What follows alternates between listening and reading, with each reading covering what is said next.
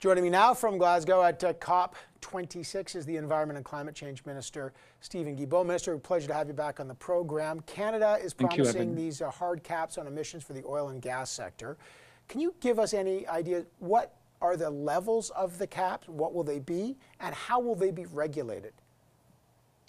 Well, the commitment we made during the last election, which the Prime Minister reiterated here in Glasgow, is that we would cap emissions from the oil and gas sector at current level. So people may ask, well, what do we mean by current level? I think we can take it for granted that we mean probably 2022 levels to give us the time to develop the methodologies to implement this promise. We will be, in fact, I've already over the course of the last week, I've been talking to numerous companies and provincial representatives. I had a great chat with my colleague and friend Minister Wilkinson with Premier Fury from Newfoundland, who you know obviously is a large producer of oil as well. So these details will be coming. We will be doing consultation first, and then we will present the pathway in terms of the implementation. But this is interesting. You're saying, let's assume, because you know Jason Kenney said I wasn't consulted on any of this stuff. Now you're saying the caps will be at 2022 levels. Are you essentially saying, unless you find new efficiency ways, nothing new can come online because you got to cap your levels at 2022 levels? Does that essentially mean that it's a cap on emissions, but it's essentially also a cap on production? Well, as you know, constitutionally, the federal government has no power over natural resource extraction, production. This is clearly a provincial jurisdiction, where as a federal government we can intervene is on pollution, and the Supreme Court ruling on the carbon pricing system in Canada was very clear on that. I understand Mr. Kenney says he hasn't been consulted. Clearly, Alberta will be consulted, as will all the other Canadian provinces and territories, as well as companies, civil society, Indigenous leadership, and labor. Minister, I spoke with the Saskatchewan Energy Minister in the last number of days. She said, look, these caps on emissions are a way to kill production by another means. She even compared it to the National Energy Program under Pierre Trudeau, essentially saying they'll be so onerous, you're just trying to kill all investment in the industry. What is your response to her? Well, I beg to differ. What we're doing with this cap is basically putting a framework around oil companies' commitment. 90% of oil companies operating in the tar sands, in the oil sands, have already made a commitment to be net zero by 2050. So what we're doing with this cap is putting in place a framework that will define how we get there, and we will be working with stakeholders to ensure that it's done right. You said tar sands, not oil sands. I know you corrected yourself, but that, you know, in your job, even those things are political. When Aaron O'Toole is putting out ads calling you a radical whose goal it is to shut down the fossil fuel industry, which, you know, 10% of our exports are natural resources, 800,000 jobs depend on it, and he's saying you're basically there to shut it down. What's your response? It does get confusing for a francophone. In French, there's only one word for there's or one expression. There's two of them in English.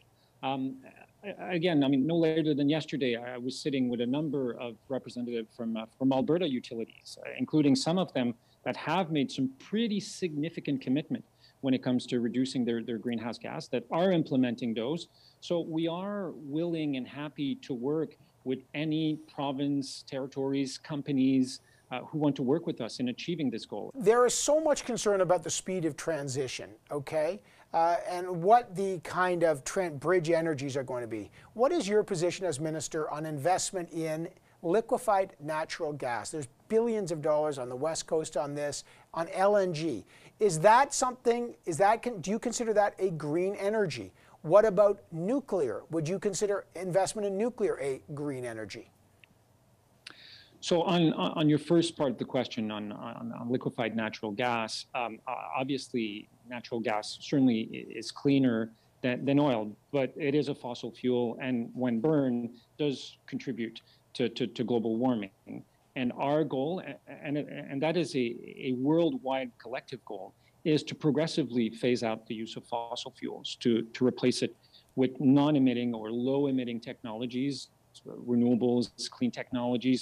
And it's very interesting to see what is happening in Canada.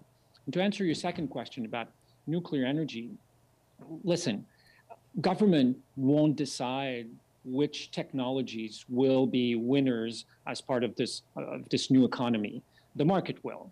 And what I said before is that what we're seeing right now in Canada, as well as on the world market, is that technologies like solar and wind are becoming the cheapest way of producing electricity, way cheaper than anything else. Minister, the concern is, though, that you're stacking the deck on the competition. And you know, some of the critics will say, oh, here Stephen Guilbeault doesn't like liquefied natural gas, billions of dollars. There are many countries who are investing that and say, great, Canada will take itself out of the mix on LNG. They're taking themselves by stranding assets in oil and gas, so they're out of that. They're barely talking about nuclear. He's talking about solar and wind. We're essentially handing over our future economy and our strength here to China or other, Russia, Venezuela, who are still producing this stuff under much worse conditions, and they're delighted that one of the big competitors is getting out of the game. What's the response to that, and how that could hurt Canada? Just 2 days ago, Canada organized a roundtable with a number of investors, companies, representatives from the insurance industry, who were all telling, and we co-organized this with the Caisse de dépôt et placement du Québec, which, as you know, is a very large pension fund, in fact, one of the world's largest, who have made a commitment to get out of oil in the next couple of years. Just as many other large institutional and private investors have made similar commitments when it comes to fossil fuels. And what they were telling us is that we want to invest not billions of dollars, trillions of dollars in this new economy. So investors themselves are telling us that this is where the market is going, this is where the money is going, and what we're doing as a responsible government is following that money. All right, well, the work is ahead, and it's a lot of work ahead, and we'll have lots of time to discuss it. Thanks for joining us from Glasgow. I really appreciate it, Minister. Thank you very much, Evan.